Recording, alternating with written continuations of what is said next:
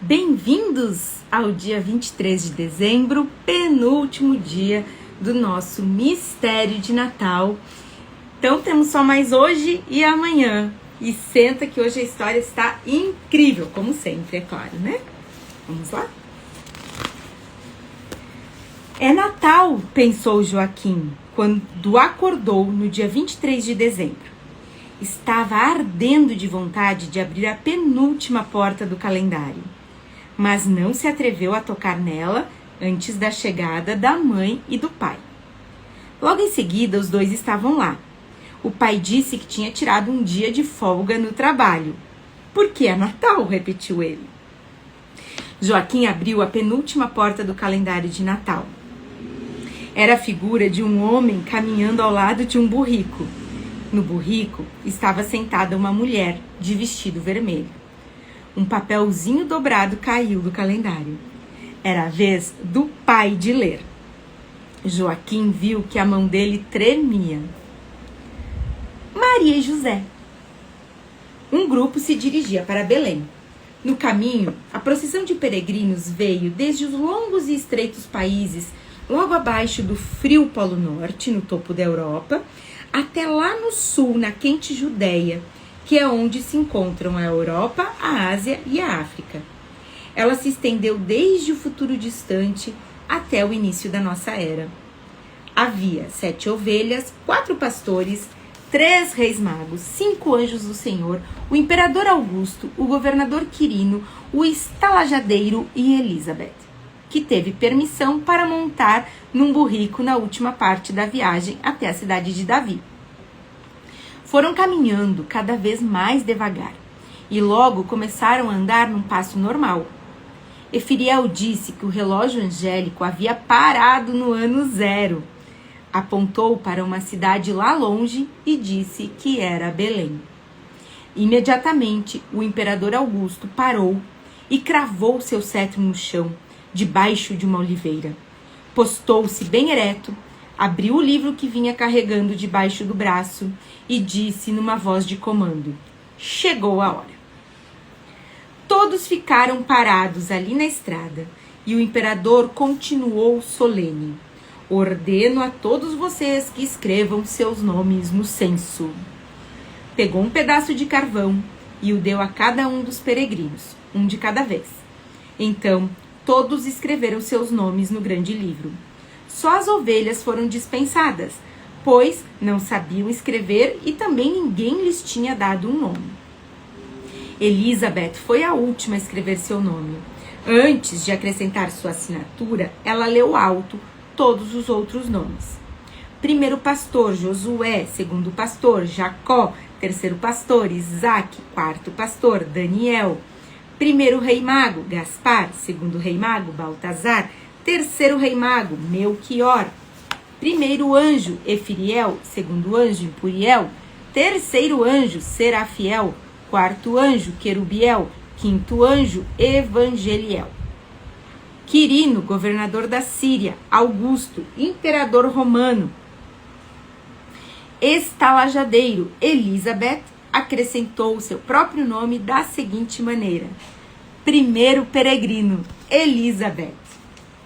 Então, teve a ideia esperta, ainda que as ovelhas não soubessem escrever e não tivessem recebido nenhum nome, ela achou que mesmo assim elas deviam ser incluídas no censo. Por isso escreveu: primeira ovelha, segunda ovelha, terceira ovelha, quarta ovelha, quinta ovelha, sexta ovelha, sétima ovelha. Levantou o olhar para o imperador Augusto. Estava com um pouquinho de medo de que ele ficasse zangado pelo fato de ela ter estragado o censo. Mas ele apenas pôs o livro do censo de lado. Elizabeth calculou que havia 23 peregrinos listados no censo, se incluísse a si mesma e as 7 ovelhas. Era equivalente a uma classe inteira da escola. Depois de se registrar, os peregrinos se tornaram um pouco mais solenes do que tinham estado em Copenhague e Hamelin, em Veneza e Constantinopla, em Mira e Damasco. Efiriel disse: e José também saiu da Galileia, da cidade de Nazaré, e foi para a Judéia, para a cidade de Davi, que é chamada Belém, pois ele era da casa e da linhagem de Davi, para se registrar com Maria, sua esposa, que esperava criança. A procissão de peregrinos seguia devagar. Pouco depois, Efiriel disse que precisavam parar de novo. Apontou para a estrada. Um jovem caminhava ao lado de um burrico, e neste vinha montada uma mulher vestida de vermelho. Ao fundo, a cidade de Belém se espalhava sobre a montanha, com terraços escavados e extensas encostas, quase sem relva, por causa de todos os rebanhos de ovelha. Ali estão Maria e José, disse Efiriel, pois agora o tempo chegou. É como uma fruta que amadureceu. O estalajadeiro falou com uma expressão preocupante. Tenho que correr para chegar lá antes deles. E saiu correndo pelas colinas. Enquanto corria, murmurava. Não, desculpem, está lotado, mas vocês podem ficar no estábulo. Um certo nervosismo se transmitiu aos outros peregrinos. Era como se todos eles estivessem ensaiando algo que precisavam saber de cor. Empuriel deu um salto no ar, bateu as asas e disse, não temais, pois eis que eu vos trago boas novas de uma grande alegria que deverá chegar para todas as pessoas. Pois nasceu para vós, neste dia, na cidade de Davi, um Salvador que é Cristo, o Senhor. E este será o sinal para vós. Encontrareis uma criança enrolada em panos, deitada numa manjedoura. Efiriel balançou a cabeça em sinal de aprovação e Empuriel exclamou, glorioso. Então, o anjo Evangeliel tocou a trombeta e os 5 anjos cantaram em coro. Glória a Deus nas alturas e paz na terra aos homens de boa vontade. As ovelhas, de repente, tinham começado a balir. Era como se elas também estivessem ensaiando algo que precisavam saber de cor. Josué se voltou para os outros pastores. Vamos agora para Belém e ver esse acontecimento de que o Senhor nos avisou. Então os reis magos falaram. Onde está aquele que nasceu como rei dos judeus? Pois nós vimos a sua estrela no oriente e viemos para adorá-lo. Os 3 se ajoelharam e estenderam seus cestos com ouro, incenso e mirra. O anjo Efiriel disse satisfeito, acho que isso basta. Josué encostou delicadamente seu cajado na lã de uma das ovelhas e disse com doçura, para Belém, para Belém. O pai havia lido que um certo nervosismo se espalhara entre os peregrinos quando estavam chegando mais perto do estábulo em Belém. A mesma coisa acontecia no quarto de Joaquim. O pai disse, deve haver apenas um calendário de Natal como este no mundo inteiro, e nós somos as únicas pessoas que o ganharam de presente. Sim, disse a mãe, e a noite de Natal verdadeira aconteceu apenas uma vez, mas aquela noite espalhou o Natal pelo mundo inteiro. Isso é porque a glória dos céus se espalha com tanta facilidade, disse Joaquim, que deve ser contagiosa. Ainda havia muito o que fazer antes do Natal. A tradição familiar dizia que a mãe e o pai deviam decorar a árvore na noite do dia 23, depois que Joaquim fosse dormir. Mas este ano decidiram que fariam isso os 3 juntos, antes da chegada de João. Então tudo estaria pronto para o Natal. Chegou a tarde. A mãe pôs na mesa todas as coisas gostosas que tinham preparado para comer, inclusive o grande bolo de marzipan. O relógio estava batendo às 7 horas, quando a campainha tocou. Abra você, Joaquim, disse a mãe. Foi você que ganhou o calendário mágico de Natal. E foi para você que ele mandou a carta. Joaquim correu para a porta. O velho vendedor de flores estava nos degraus, sorrindo. Nas mãos tinha um buquê de rosas. Entre, por favor, disse Joaquim. A mãe e o pai chegaram e João deu as rosas para a mãe. Muito obrigada, disse ela, e obrigada pelo maravilhoso calendário de Natal. João pôs a mão na cabeça de Joaquim e respondeu modestamente: acho que talvez seja eu que deva agradecer a vocês. Quando sentaram, João tomou um gole de café e começou a lhes contar sobre sua vida. Nasci em Damasco e lá me criei.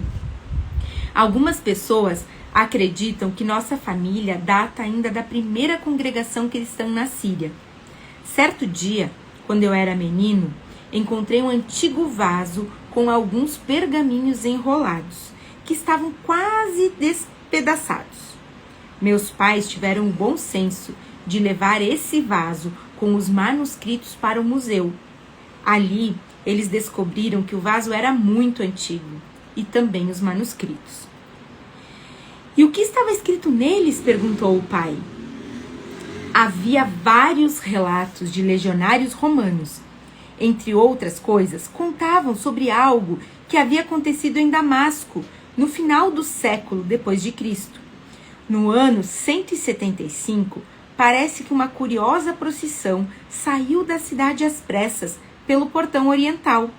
Alguns anos mais tarde, uma procissão semelhante veio entrando na cidade pelo portão ocidental. Nas duas procissões havia alguns anjos. A mãe e Joaquim assentiram com a cabeça, pois se lembraram do que tinham lido no calendário mágico. Há muitas lendas e mitos como este, vindos de tempos antigos, continuou João. Mas fiquei surpreso ao saber que a procissão saiu da cidade antes de entrar na cidade. Para isso, ela teria que estar voltando para trás no tempo. E isso é impossível, claro. Mas assim, meu interesse por mitos e lendas foi despertado, continuou João. Comecei a ler livros antigos e me interessei particularmente por histórias sobre pessoas que diziam ter visto anjos. Acabei tendo uma boa coleção de histórias assim, vindas da minha própria região e também de muitos outros países da Europa. Depois de alguns anos, fui a Roma para recorrer aos tesouros que há nas bibliotecas de lá. E foi lá que você conheceu Elizabeth? Perguntou Joaquim. Sim, mas espere um pouco. Eu só havia dado atenção a algumas dessas histórias sobre anjos, pois achei que elas tinham algo em comum. Elas vinham de lugares muito diferentes, tais como Hannover e Copenhague, Basileia e Veneza, o Vale de Aosta, no norte da Itália, e o Vale dos Áxios, na Macedônia. E também provinham de períodos muito diferentes. A história mais antiga vinha de Cafarnaum, na Galileia, e a mais recente, da Noruega. Aconteceu numa estrada rural perto de Halden, já no ano de 1916. O carro antigo! Exclamou Joaquim. É claro que há poucas pessoas que acreditam nessas histórias hoje em dia. Todas as histórias que colecionei indicam que a visão da menininha e do anjo durava apenas 1 ou 2 segundos.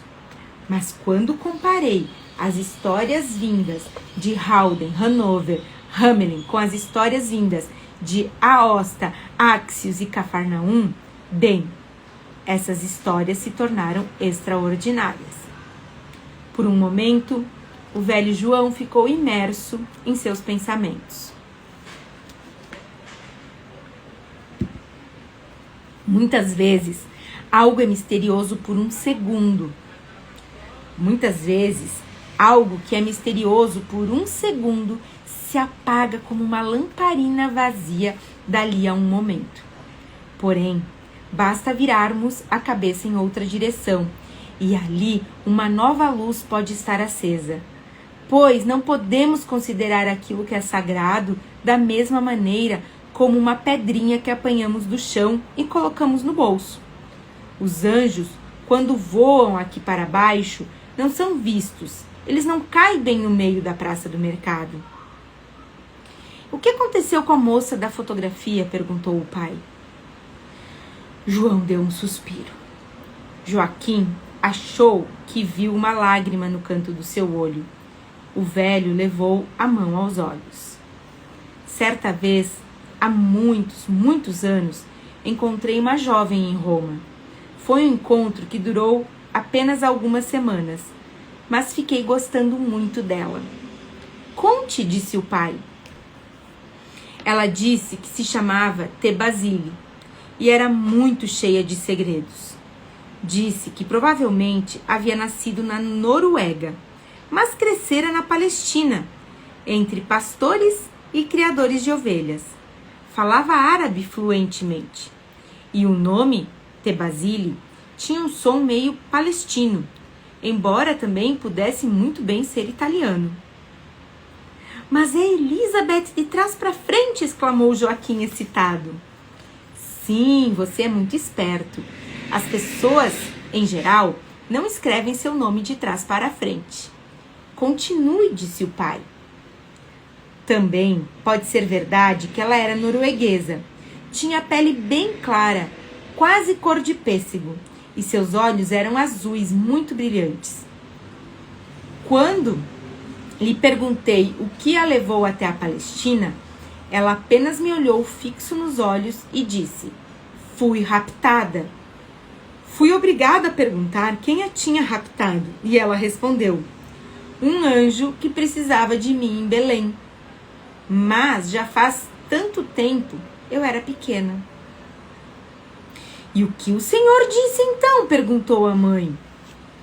As outras pessoas poderiam simplesmente sorrir ao ouvir tantas mentiras. Mas eu pensei em todas as minhas histórias sobre anjos e disse que acreditava no que ela estava me dizendo.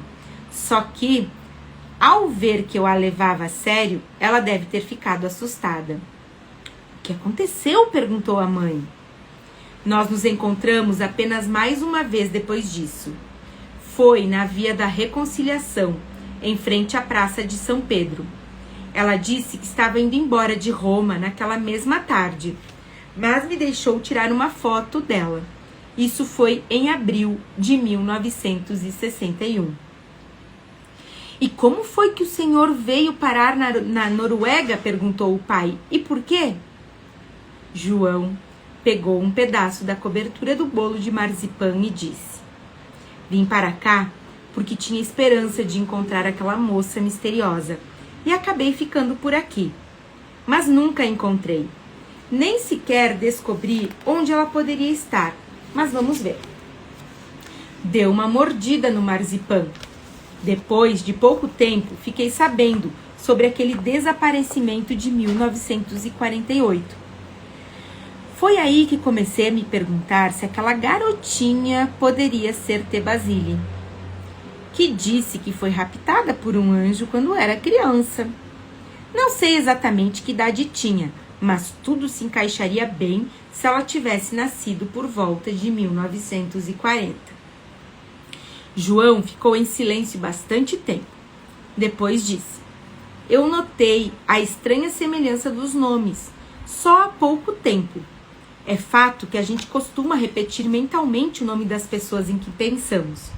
Um belo dia, a gente lê um nome de trás para frente. Nos meus primeiros anos na Noruega, pensei em Tebasile quase sem parar. E daí a coisa me atingiu, como um raio que cai do céu. Quando li seu nome de trás para frente, ele se tornou Elizabeth. Fiquei ainda mais convencido de que eu realmente havia encontrado em Roma, muitos anos depois, aquela Elizabeth desaparecida. E foi aí que eu comecei a fazer o calendário mágico de Natal. Levei muitos meses. De qualquer forma, foi uma coincidência incrível, comentou o pai.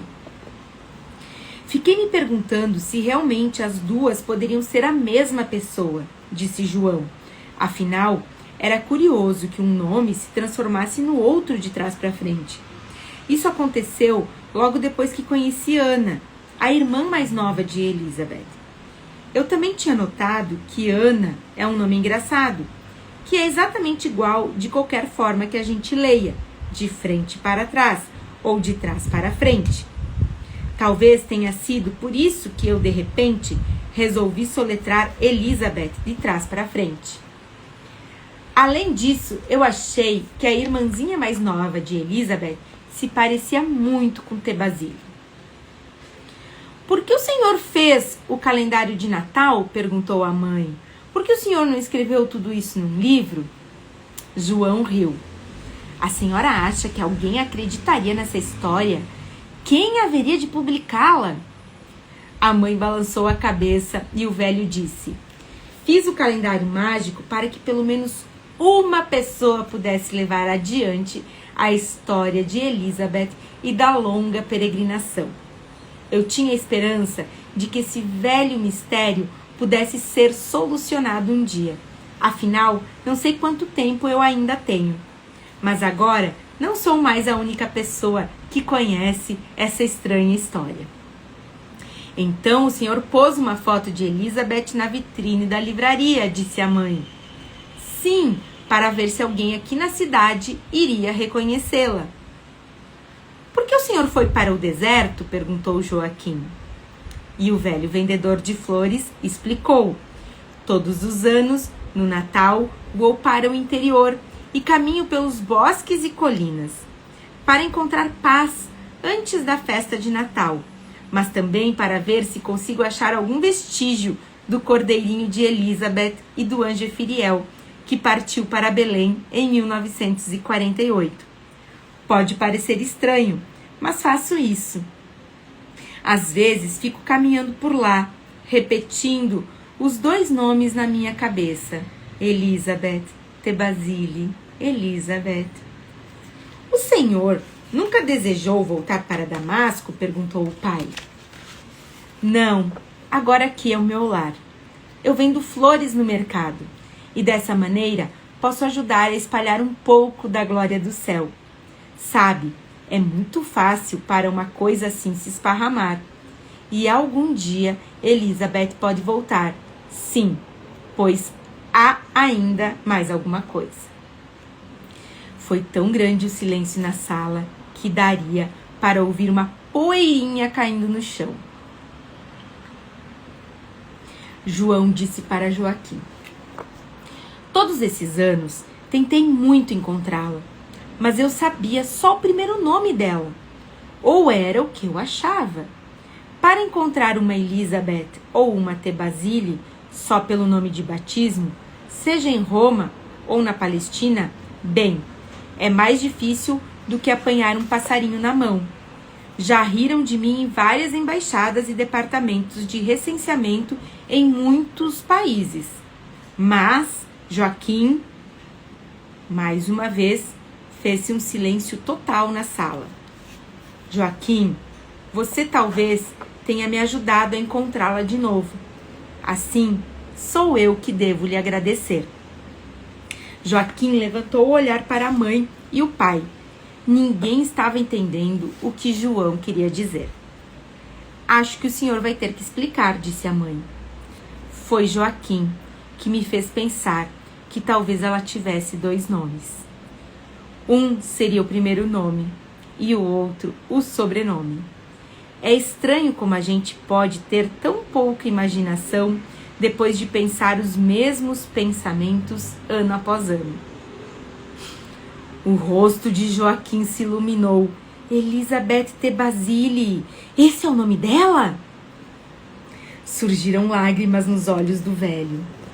Em Roma, existe um número de telefone de alguém com esse nome, mas ainda não é Natal.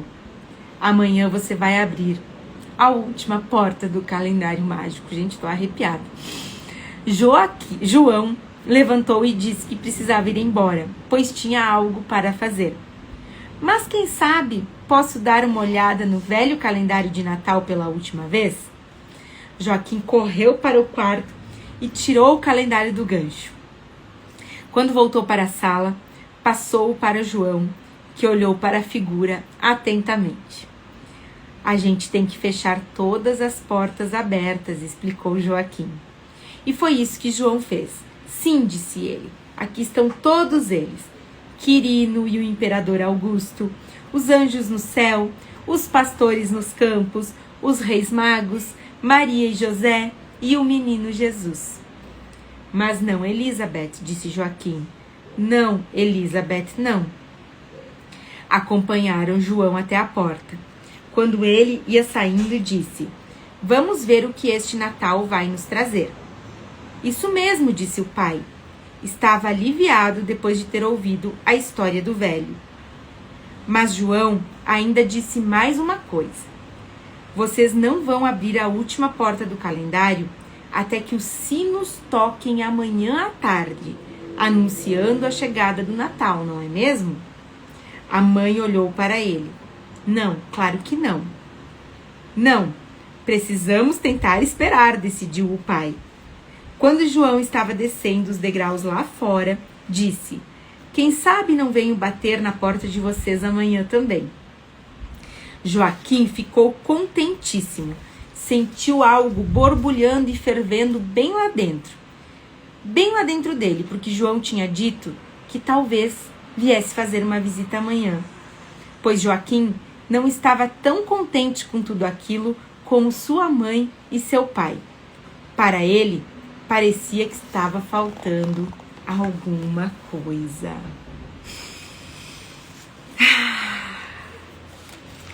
Pronto, gente, dia 23 acabou, falta só o dia 24. Só falta amanhã pra gente terminar essa história linda, esse mistério de Natal. Então, agora ficamos na expectativa pelo último capítulo. Então, espero que vocês tenham aproveitado até aqui. Fiquem com Deus, um beijo e até amanhã.